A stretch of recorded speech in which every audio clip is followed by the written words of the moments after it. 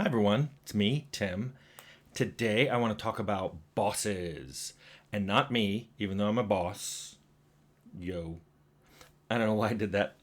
Matthew Bazin 6432 asks, I would like to hear more of your thoughts on bosses and other special NPCs. In other words, how have games handled and how could they handle these enemies in unique and interesting ways? I think I talked about this a little in a Q&A I did a few months ago, but you know what? Let's just do a whole video on it because they're interesting. Bosses are interesting. They're interesting encounters to me. For me, as a designer, a boss is a place where the designer is talking right to the player and going, okay, you think you've learned how to play? Huh? Well, bring it because we're going to rumble, generally. Now, it's interesting. I didn't plan to use them in the Outer Worlds. In fact, I told Charlie Staples, the lead designer, I said, I don't really want to use bosses. We can have varying levels of encounters. I still want the roller coaster experience that I talked about in the pacing video, but I didn't really want bosses per se. We did end up with some tougher encounters, and we did end the game with a boss, but I'll talk about why we did that in a bit. So, let's talk about bosses in general, because bosses are a little different than regular encounters in that they're always hand placed, or almost always. I can't think of a game that has a randomly appearing boss. And the boss themselves are specially designed, and so is their environment. And because of that, even before you meet the boss, the designers should have telegraphed things to you. There should be warnings. NPCs alone should be like, oh, don't go in there. You know, there's a Gorgon that will turn you to stone. Or don't go in there. You know, there's something that breathes poisonous gas. Things for you to go, I wonder if I have anything to defend against that kind of thing. Also, and I know you've all played a game where you walk into a room full of heal potions and ammo, and you're like, ooh. And you can almost hear the designer going, watch out. And the first thing you do is save.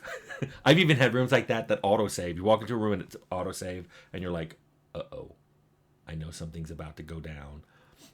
That's something that's very boss encountery that you don't see on other encounters.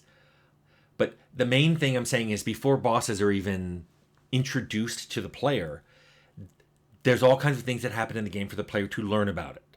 To learn, like, what kind of boss it is, what might happen when you encounter this boss, so you can prepare and be ready for it. Bosses, more than anything are really there to test your mettle. You know, have you figured out how to play this game? Because this is going to be a hard encounter. And you don't want that to be a surprise. So, now, boss fights are usually fights. Now, we've gotten around that. I mean, Fallout had the encounter with the Master. And this is a spoiler, but guess what? It's a 25-year-old game. The Master, you could literally talk out of fighting you. But you had to have done things before that. You couldn't just have a high speech skill. So, yes, some boss encounters don't always end in fighting, but let's say 99% of them do. And let's talk about that. So the first thing you have to think about is, how do you handle the non-combat PCs? Because not every player is going to make a PC with all of his points in combat skills. So let's talk about the two major ways around that. And actually three in Outer Worlds. So your stealth character, there's all kinds of things you can do to help a stealth character survive a boss encounter. And one of them is have them use their stealth skills to prepare for the encounter. Maybe there's a room that is locked. And when you go in, they find some special equipment that will debuff the boss. Or maybe there's a lever that turns on environmental hazards in the room the boss is in to, to kind of reduce their hit points or something. Something that basically makes the encounter a little easier for the stealth player. And it's a tip of the hat that we know you haven't spent all your points in combat, but you did spend points in stealth. And how do we know that? You're in this room that required lockpick or disarm trap or sneak. You needed something to get in here. Similarly, with a dialogue-based character, Maybe there's a way in combat to debuff the boss. Maybe there are dialogue skills that debuff them. Or maybe you can talk an NPC into coming with you because he's like a well-known, Gorgon hunter. And you're like, hey, I'm going in to fight that Gorgon. Why don't you come along? And they're like, you have a high speed skill? They're like, okay. And they come along. So now that helps you. They're not just extra hit points and extra damage. If you're a dialogue character, you probably need that help. And then for Outer Worlds, we had the leadership skill, which is you're not necessarily good at talking, but you have your companions are better. That's what will help you in the boss encounter. Your companions can do their special attacks more frequently. They do more damage. Whatever it is about your leadership skill that improves your companions will certainly come in handy in a boss fight. So those are all the things that happen before you ever encounter the boss. And that's something that's unique to a boss because you know they're coming. The actual fight with the boss themselves, many people think of bosses, they have extra hit points. They have a lot of hit points, and they have a lot of different attack modes. That's true. That's part of it. But I think there's a lot of ways to think about bosses beyond just the boss. For example, the boss might have helpers. The boss might have easier creatures that come along that also attack you. This is great for any of the player abilities that are AoE, because it's a chance to use them and it's a chance to wipe out these things. Often they are part of a chain. So you do some sweep attack and take out a lot of the helpers, then you can do a power attack on the boss. That's a perfect example of abilities that need to power up. I've played games where every time you kill something, it goes into a bar that powers some big ability. So what you do is a strategy when you encounter a boss is to quickly kill all the little helper creatures, which powers up your big mega ability that you use on the boss.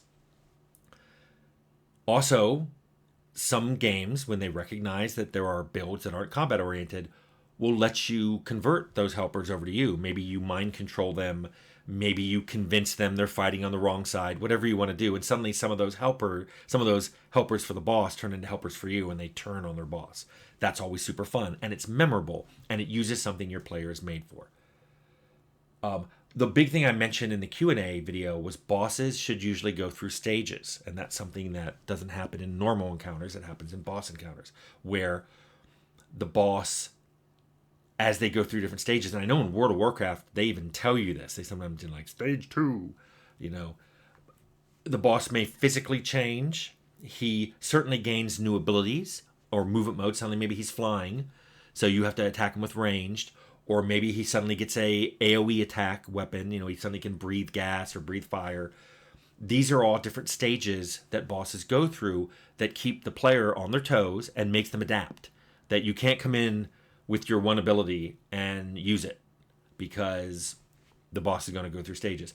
In Temple of Elemental Evil, again, this is going to be spoilers for a 22-year-old game, Zuggtmoy at some point would offer to surrender. And depending on your alignment and what you've done previously in the game and what your speech skills are, you can manipulate that. You can either say no and keep fighting, or you can surrender to Zuggtmoy, or you can have Zuggtmoy surrender to you and become a follower of yours. It's a really cool way, I think, of handling a boss in a way that you rarely see that. It's like you come out of a boss room with the boss, and the boss works for you. We couldn't handle that, unfortunately, in Temple, so that was handled in cutscenes and end slides. But those are the kind of bosses that are super memorable. Everyone's killed the dragon. How many people came out of that mountain riding the dragon and having a new mount, which is the name dragon? That's cool, and that's something you can see.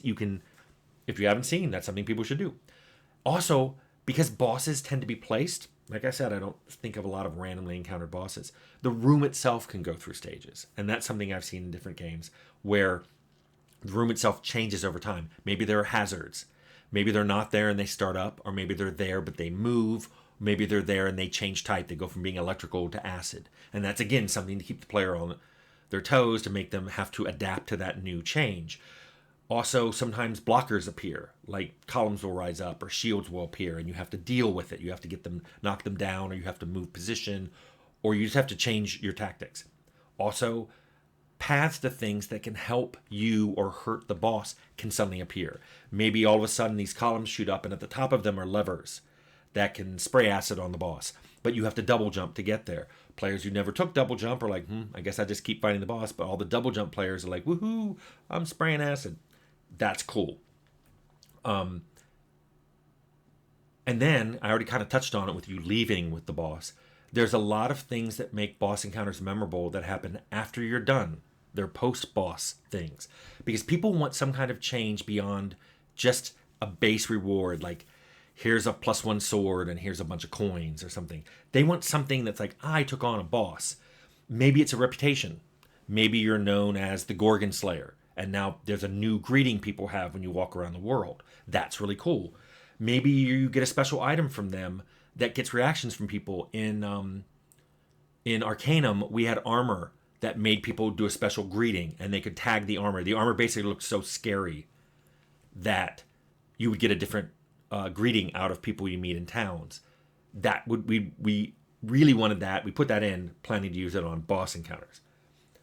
There might even be a world state change. Maybe this entire zone was foggy or stormy, and then when you kill the boss and come out, it's not that way anymore, and people are going, yay, go you. Or like I said, the only way to get a named dragon mount is to go kill a boss dragon, or almost kill, and then they surrender and they become your mount. These are all things that a boss can provide that is really especially cool because it's a boss. It wasn't just something that randomly dropped. It's something that you went in with the intention of getting, and once you get, people know what you did. So it kind of changes the world state. That's something that's really cool and special and unique. Almost unique. Let's not say unique. It's something that's very associated with bosses. So that's my idea on bosses. The pre, during, and post boss experience, and why I think those are different than regular encounters, and how I think you can step up your boss game by including more of these things in your boss design. So I hope that helped. Matthew.